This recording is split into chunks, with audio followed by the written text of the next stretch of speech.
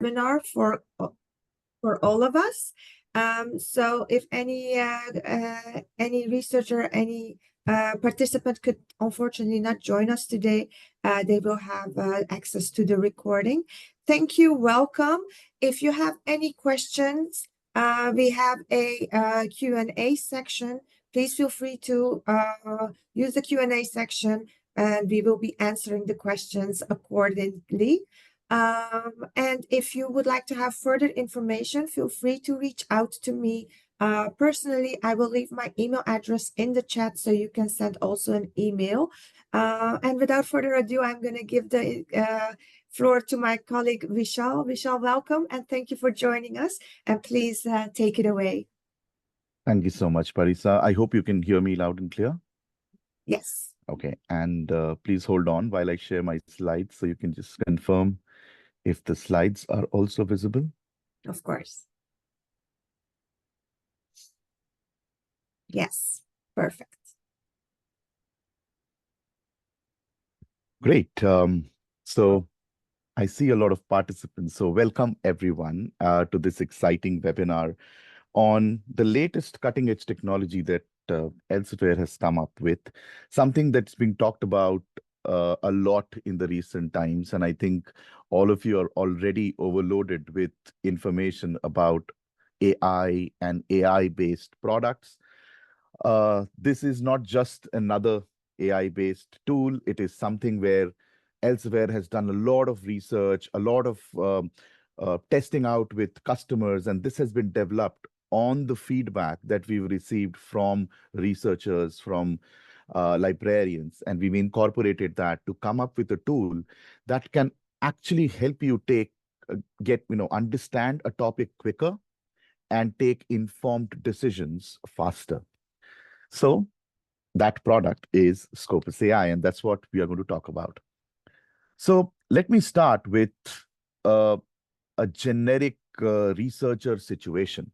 So if you look at a general researcher situation, they usually have a research area or a research problem based like this, where they'll have a question, they will have subcategories to a question which they need to answer, and this forms their research problem.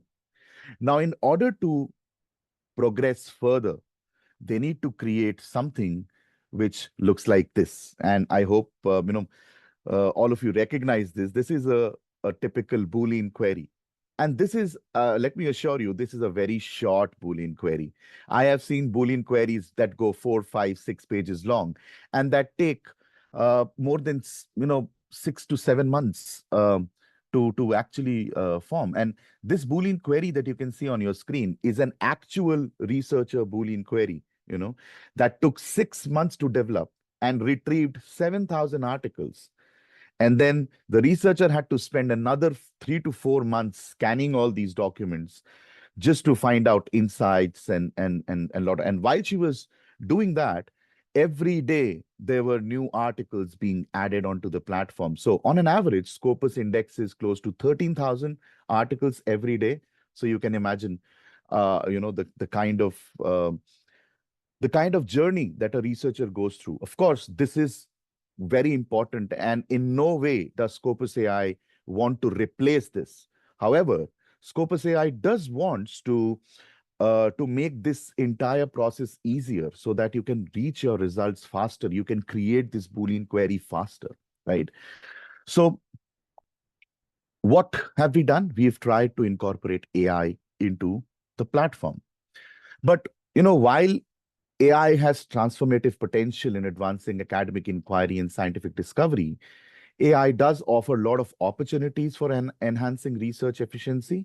It analyzes vast data sets and generates innovative insights across disciplines. It can completely revolutionize fields like medicine, economics, and social sciences, where, in some cases, some of the research is quite hidden. It's not available in the obvious top results. But then, it also, and actually that enables breakthroughs that were previously, let's say, unimaginable. But AI giving you that assurance also presents a lot of challenges, like ethical concerns, issues around data privacy, the potential for bias in research outcomes, the risk of over-reliance on automated systems. I think nowadays we are also getting a lot addicted to tools like online AI tools to, write our emails or, correct our sentences. So yeah, I think that is a big challenge. And this dilemma emphasizes the need of careful integration of AI in research, balancing innovation with ethical considerations and rigorous academic standards. But, in today's world, the issue is that generative AI technology is moving faster than higher education can respond through policies. So each time higher education comes up with a policy, generative AI goes beyond that, and a new policy needs to be created in order to manage that. Therefore, critical thinking and being taught how to think critically is more important than ever. And that's why I have always believed that for me, AI is a brain without a mind. And this emphasizes the importance of human input in conducting literature reviews. As researchers bring in their domain expertise, critical thinking skills, and the ability to make connections across studies that current AI tools cannot fully replicate. And this simply means using AI responsibly. And it is our collective responsibility to ensure this. Us, the publishers, you, the researchers, the librarians, the management, everyone. It's our collective responsibility. Now, as part of using AI responsibly, the most important thing when you talk about responsible use of AI is the content behind the AI. And when it comes to Scopus AI, it uses data from the trusted Scopus database. Now, Scopus captures data from more than 7,000 publishers, more than 24.6 million open access articles, journal articles, including open access, close to 368,000 books, about 28,000 journals. And using that information, it has been able to accumulate close to 97 million records, which also includes more than 19 million author profiles and more than 94,000 affiliation profiles. And all this data you can actually see on Scopus.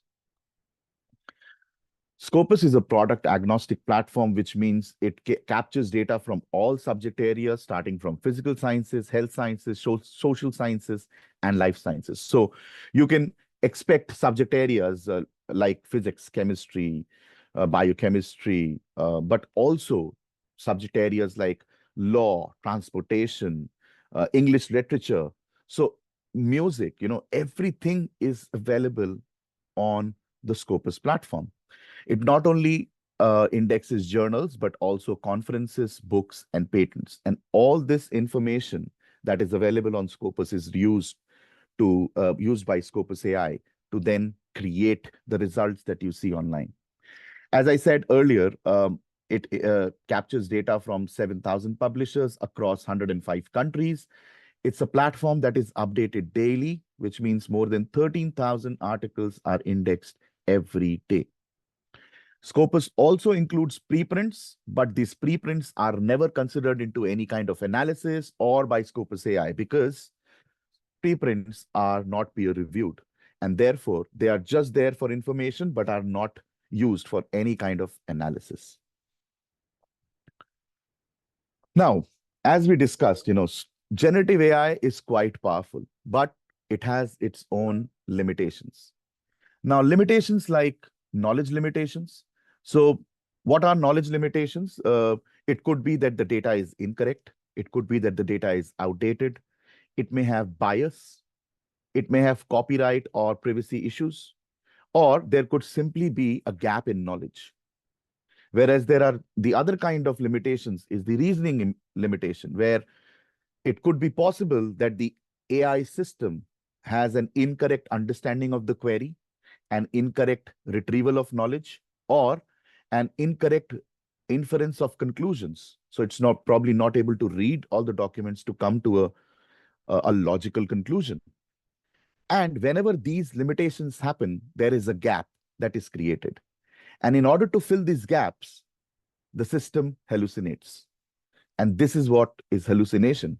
Hallucination is a simple term used to describe the consequences of one or more of the above, which is the knowledge or reasoning limitations, resulting in plausible responses that are misleading or incorrect. So, what is the solution? And I'm talking about generic systems, how do generic systems tackle hallucination? So all generic AI systems most of the established generic AI systems use a technology called RAG, or retrieval augmented generation. Now, when you talk about this technology, this introduces a novel paradigm by integrating vector search capabilities with generative models, resulting in reduced hallucination. However, this technology is still limited by human search inefficiencies like typo errors, vague queries, limited vocabulary, and also failing to understand the multidimensional nature of human queries. It could be possible that you are trying to ask a particular question, but you may not be able to express it in the way that the system understands it. So these also leads to missing the vast reservoir of information that lies beyond the top obvious search results. Even if you do a typo error or put in a vague query, the system will still generate results. And those will be like the top results based on the keywords that it has picked up. But as I said, these human search inefficiencies do create a problem when you're looking to get the complete set of relevant literature that you're looking to get from the platform. So what does the Scopus AI system do differently? This is what we are here to learn. So we go beyond the RAG technology.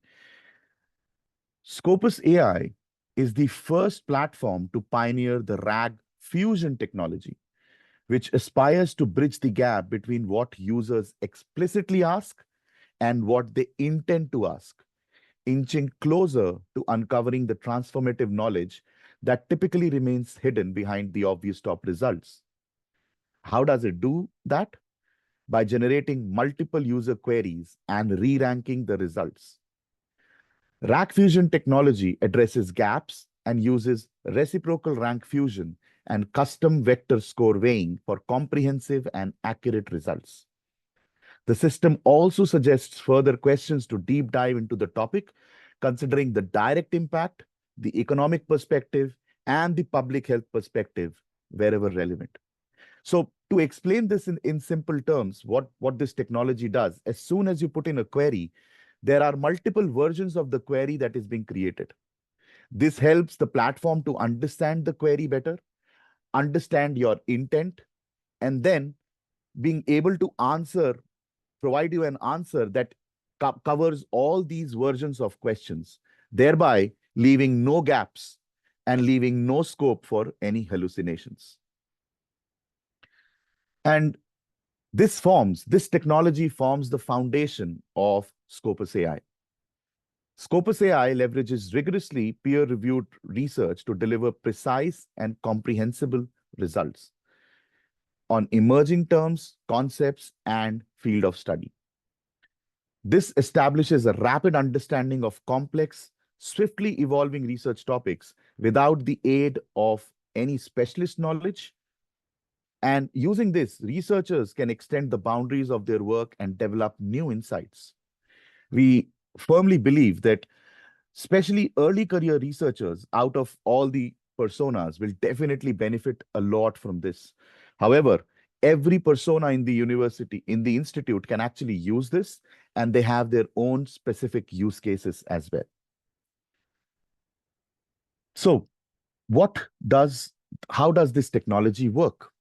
So there are 6 steps that occur behind this entire technology. We'll go through each of them one by one. So first is the curation of high quality Scopus content. So basically what we are trying to do here is to make sure that the content behind Scopus AI is maintained with high quality. And this happens So this is the Scopus database. And as you know, Scopus is a trusted peer-reviewed platform. All the content on Scopus is vetted by a team called the CSAB, or the Content Selection and Advisory Board. And they make sure that the database is regularly, there is regular checks on the database. So any journals or any books that may have dropped down on quality are removed, and any new journals or new content that is of good quality is indexed regularly. So this check happens, usually the major check happens twice every year, but around the year, we still do the reactive checks where we receive feedback from researchers and we continue doing that. So a major part of the success of Scopus AI lies in the content, and that comes from Scopus. The next step is the query formulation. Now, what happens in this step? This is in the hands of the researcher. With Scopus AI's query formulation, you define the query. You can alter it depending on the nature of your question and how much information you have. So if you have a proper question that you want to ask, you can ask that. If you don't have it now, you can put in keywords. You can query a simple, as I said, a simple keyword or a more complex paragraph, title, or even an abstract. There is no search string requirements, so you can search based on whatever information you have. So this step becomes pretty simple.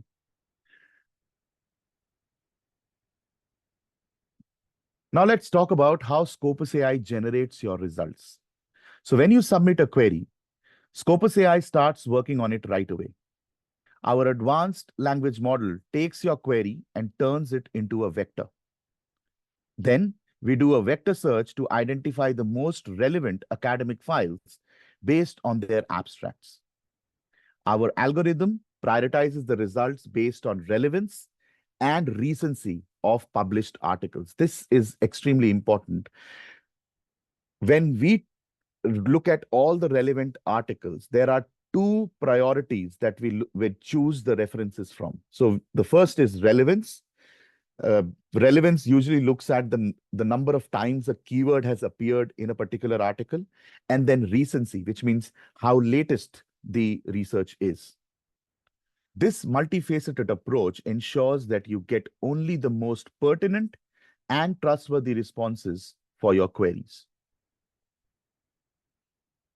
Once we've found the most relevant documents for your query, the large language model, or LLM for short, is prompted to create a summary. This summary aims to answer your question based on the abstracts that turned up during the vector search.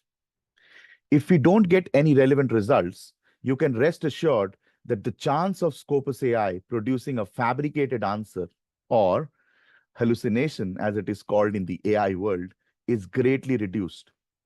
This is because the model ensures that all answers are based only on our academic abstracts available on Scopus, so that it doesn't go beyond the Scopus database. Instead, it will tell you that reliable information is not available and provide you with related prompts that may be more helpful. And that's when the understanding of the intent behind your question comes into the picture. So if it doesn't understand the question, or if it doesn't have any answers to your question simply because there is no literature available on the Scopus platform, it still understands your intent, and it will still suggest you questions that are relevant to the query that you have asked. I'll demonstrate it during the demonstration as well. And then one of the great things about Scopus AI is that all summaries are based on Scopus references. So you can see them and use them with confidence. The LLM is directed to back up all of its claims with abstracts and references. So you will have the citations you need to check the work of LLM. So nothing is hidden. It's all out there. Everything is substantiated with vetted references and will fit seamlessly into all the other research that you do. In short, it is summarization that you can trust. Again, Scopus AI will also, based on the data that it has retrieved, it will also suggest academic experts on that topic. This will help you find collaborators with ease. This will help you find people that you may want to follow, their work, or even grow your academic network. Moreover, the system also creates an AI-generated bio of the of the author as well. So it makes it easy for you to understand their work and whether you would like to follow them or build your network with them, etc. And then finally, with the Go Deeper and keyword graph features, you can learn more about your topic and visualize concepts. The Go Deeper feature will suggest further queries based on your initial one, helping you to focus on a specific aspect or zoom out onto a wider picture. The keyword graph feature provides a visual overview of the subject area based on your query and the associated keywords that are available in the abstracts. The foundational paper option lists the most high impact Scopus papers on any topic. And therefore, you are able to see the entire picture once you put in a query, right? So it gives you results which look something like this. And I know it is not very visually appealing right now, but then let's go to the actual platform and see how that works. So please allow me a minute to, open the Scopus AI platform. Parisa, please let me know when you can see my screen on the Scopus AI page. Of course. Yeah, Thank you very much so far. And I have answered some questions while we were listening to the very interesting presentation. If any further questions, please feel free to reach out to us via the Q&A, and my colleague and I will get back to you. If I have the answer, I will answer it. Otherwise, at the end of the demonstration, I will ask my colleague to look into it. Yeah, I have opened it. Just give me a second. Yes, of course.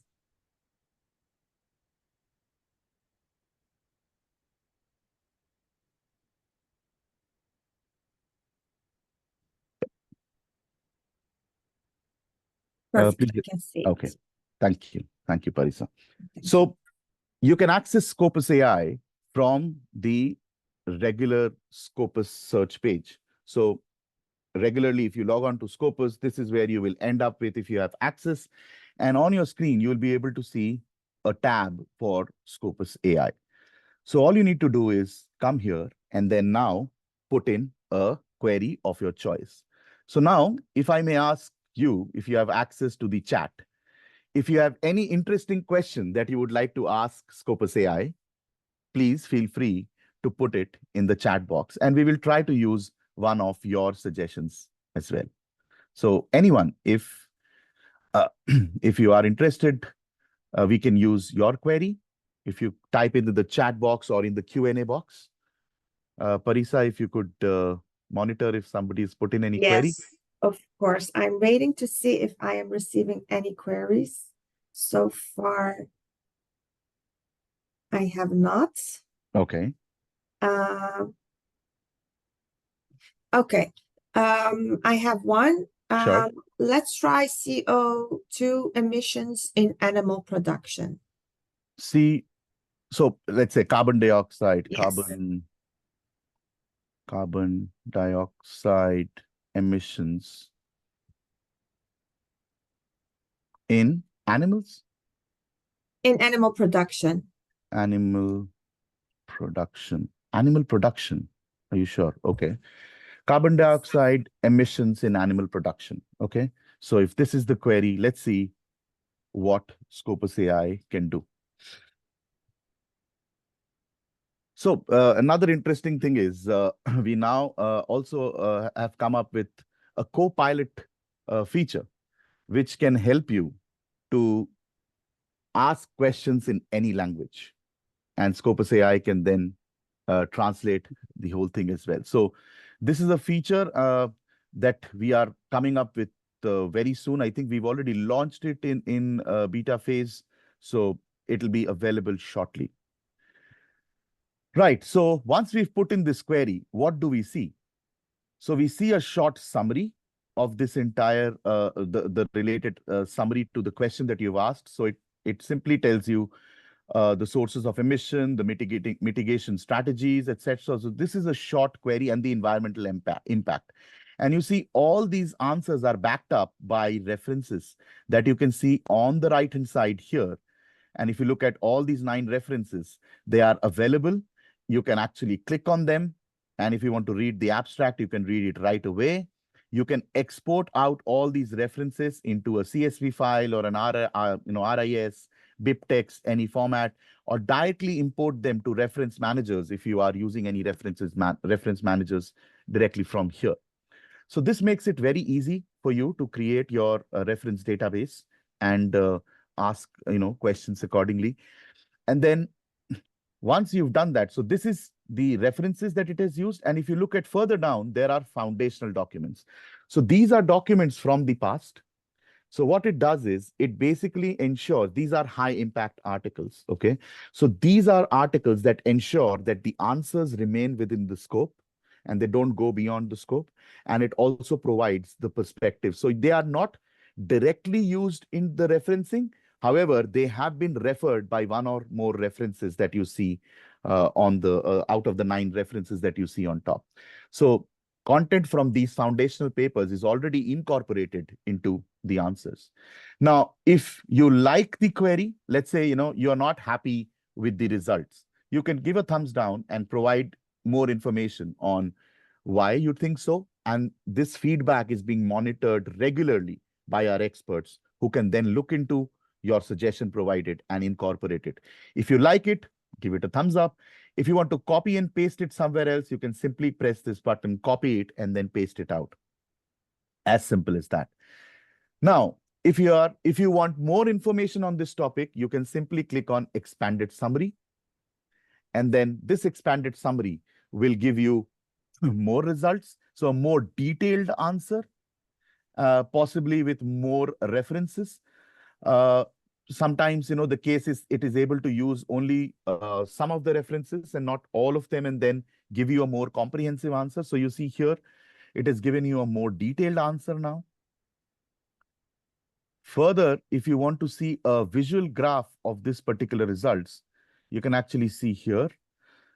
So now it has used the keywords from the abstract and created a sort of a visual representation that helps you understand the topic in more detail. So if I click on this particular topic here now, it will then give me the results for that particular topic right away. So it is a linked concept path. So as soon as I click on, let's say, nitrate leaching, it will help me understand nitrate leaching in a better way by just simply clicking on the graph right there, right? And this picture can be downloaded and it can be used in your research articles. However, you need to provide a reference to it. However, you can't cite Scopus AI directly. As I said, the platform is not meant for copy pasting or direct citing, right? So please make sure that you are mentioning in your article that this particular section or this image was generated using Scopus AI. So that's sort of a disclaimer, but it is not eligible for citations. Right. And then we can also look at the topic experts right here. And as I said, it will give the topic expert names, the short bios for these experts. So you can see here, it gives you a good bio of these particular authors and their matching documents. So there are 34 matching documents for this particular author on the topic that you've mentioned on the top, like carbon dioxide emissions in animal production.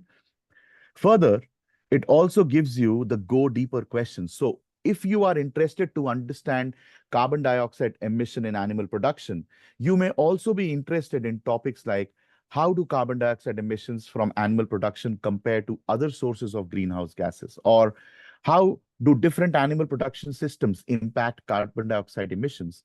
And again, if you simply click here, the system will again start the entire query from scratch, right? So now it'll start giving you the same kind of results for this particular question, right? So it is a very, I would say, addictive product, because once you get into it, you sort of tend to go deeper. But then, as I said in the beginning, using AI responsibly is extremely critical, and you must know what exactly you want to get out of the platform, and that will make your search and your experience better, right? Now we've done one of these searches that you have provided. Now, what I'm going to show you is another few examples that will help you understand what the system does. Like, for example, I want to test a theory and I will say, so let me start with this. Why is the sky blue? This is a very vague question, right? But the system still understands your intent, what you're trying to ask, right? And it'll then give you, again, a comprehensive answer based on abstracts and references that it uses from Scopus. So see, it also gives you, it clearly understands it, it gives you results, and you are able to see the same kind of results that we saw earlier. Let's ask another question. Do aliens exist? Now, this is a very, let's say, not controversial, but yeah, it may be controversial, but then there's no concrete. We all know there is no concrete evidence available. So do we have any answers from Scopus AI? Okay, so let's test this as well. So once it looks at all the results, it will again generate a summary with whatever is available. But you see the conclusion. What does the conclusion read? In conclusion, while the scientific community continues to search for extraterrestrial life, no definitive evidence has been provided. The discovery process is ongoing and complex, and with many potential habitable environments yet to be thoroughly explored. So you see, it gives a nice conclusion as well based on reading all the abstracts, right? And then finally, my favorite question that I always, use in explain is, when did the first chicken land on the moon? Now, see, in general, we all know there was never a chicken which landed on the moon, right? But let's see if Scopus AI gives you any answer.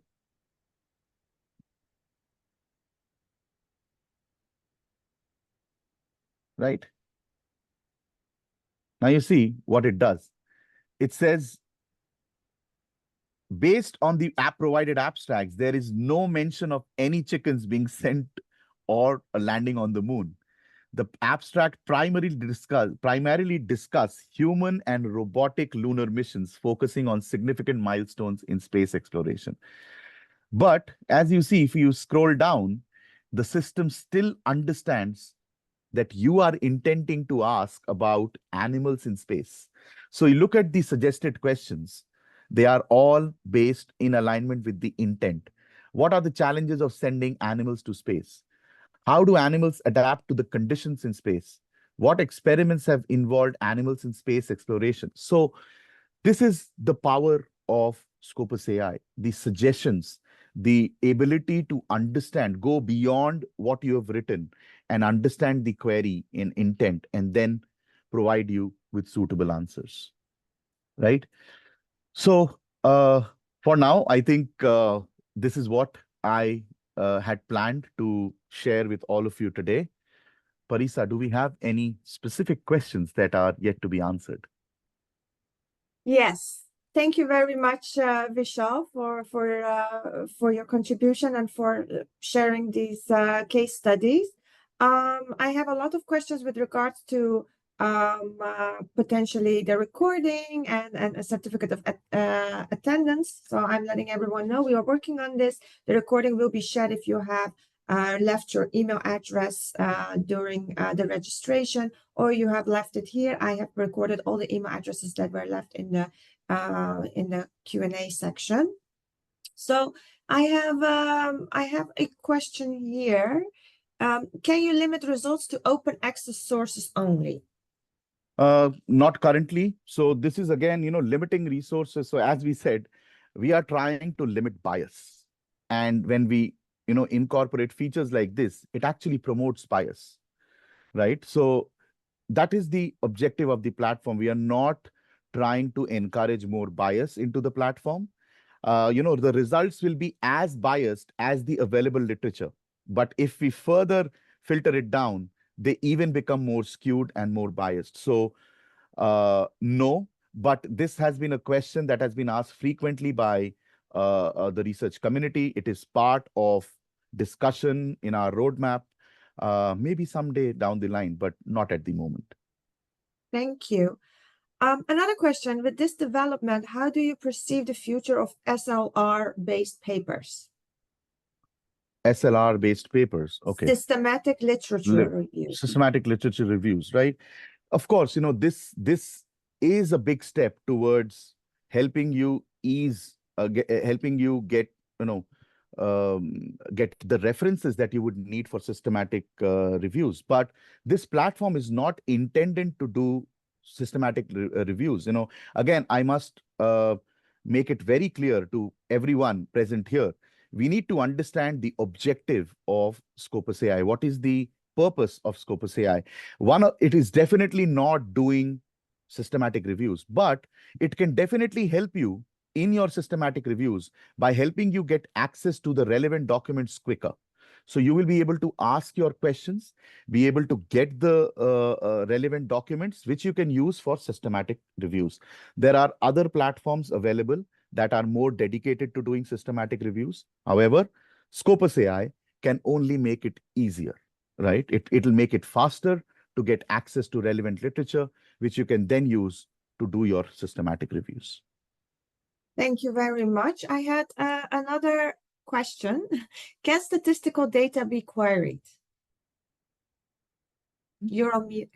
Sorry, can statistical data be queried? Okay. Try it. So we haven't tried it, but of course, see, whatever question you put in, if the data, relevant literature, relevant to that query is available, it'll use that and it'll tell you exactly what it has used. So you will be able to see, and that's why we said we've put the thumbs up and thumbs down exactly for that purpose, because we still haven't tested all the type of queries that are available. We've tested most of them and they work brilliantly well. But if there is something that you would really like to test, we learn about the platform every day. And if you could be more specific, whoever asked this question about what do you mean by statistical data, like if you could give us a sample question and we can test it, if you want. So yeah, we need to know exactly what you mean by a statistical query, and then we can test it, right? Thank you. I have another question that is for me, and I've received a couple of questions with regards to some are not able to access this feature on Scopus. So the question is this freely available, or is this available to everyone that has a subscription to Scopus.com via the institution? Scopus AI is a separate tool that is added to the Scopus.com subscription, and it needs to be subscribed to separately by your institution. So if you would like to have access, please feel free to reach out to your institution or send me an email, and I will reach out to your institution to look into how we can provide you the access that you need to this tool. And then I have here another question, Vishal. How does Scopus AI compare to Elicit, SciSpace, and Scholar AI? And it said, I tried out Scopus AI yesterday and it looked much superior. You're on mute again. So sorry, I have this habit. But when you talk about any other platform, I gave you a quick glimpse in the beginning that the generic AI systems, have, they usually hallucinate. And the advanced AI systems that are available in the market, they use a technology called RAG that helps them avoid hallucinations, right? Not avoid completely, reduce it significantly. Now, we've gone a step further. We said that, our platform is the first to pioneer the RAG fusion technology that actually goes one step beyond and ensures that it understands not only the question that you've provided, but the intent behind your question. The second important thing, it only uses data from Scopus. And I always say this, whenever you're comparing AI platforms, look at what is the underlying data behind it. Can you trust that data, right? With Scopus AI, we ensure that you trust the data and you are able to see where these results have been generated from. You are exactly able to see which line was generated from which reference. You are able to see that reference, read the abstract, possibly if you have access, download that article, read more about it.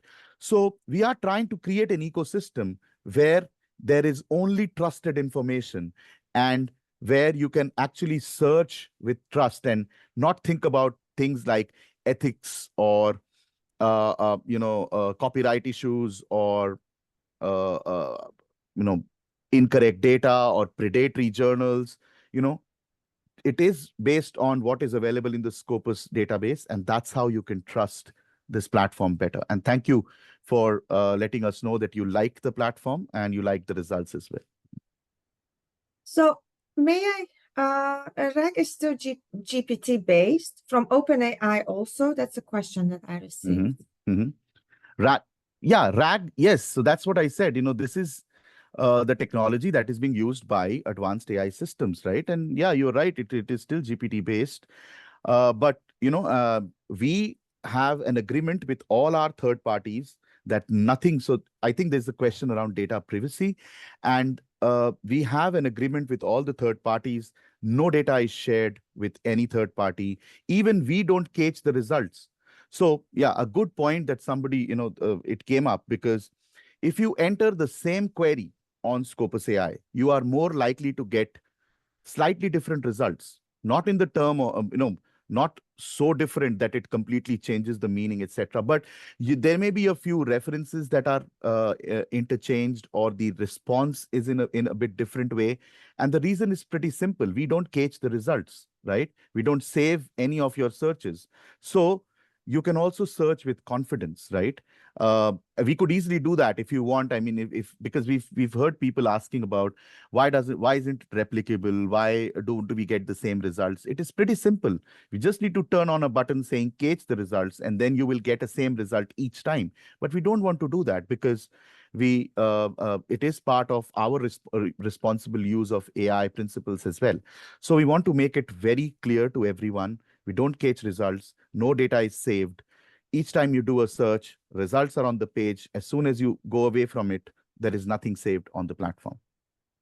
Thank you very much, Vishal. I have another question. In the future, Scopus AI will be able to read also the articles, not only the abstracts? See, the simple answer is no, because Scopus AI does not have access to the full text. Scopus doesn't have access to the full text. Scopus only has abstracts and the related metadata that is available on the platform. However, if you are interested in a platform that can read full text, hold on. We are coming up with the Science Direct AI shortly. It is being tested. It is right now in beta phase. And very soon, we'll be coming up with Science Direct AI, which will be able to read full text. However, that will only be limited to the Science Direct universe. So yeah, the simple answer, no. Scopus cannot read full text. Scopus can only read abstracts and the related metadata. Thank you very much. So I saw there are a lot of questions came in. I tried to answer as much as possible. Thank you all for attending, and thank you, Vishal, so much for your contribution and for this very interesting webinar. Just to make it again a little bit clear, if you have left your email address during the registration, we will send you the recording. We will be working on a certificate of attendance. You have my email address, so feel free to reach out to me at any moment. I understand that there's a lot of requests to have this recording to support your request for a subscription. We will send you the recording. Next to this, Scopus AI, again, if you have Scopus.com subscription, it doesn't come with that. So if you want to have a subscription to Scopus AI, please feel free to reach out to your institution, or feel free to reach out to me, and I will reach out to your institution to request this access. and I have written down all the emails that came into the Q&A, so I will be reaching out to you as well. And if any other questions, again, you have our email address. Vishal, thank you so much for this very interesting conversation. Thank you all for attending. And further to that, I will stop the recording now.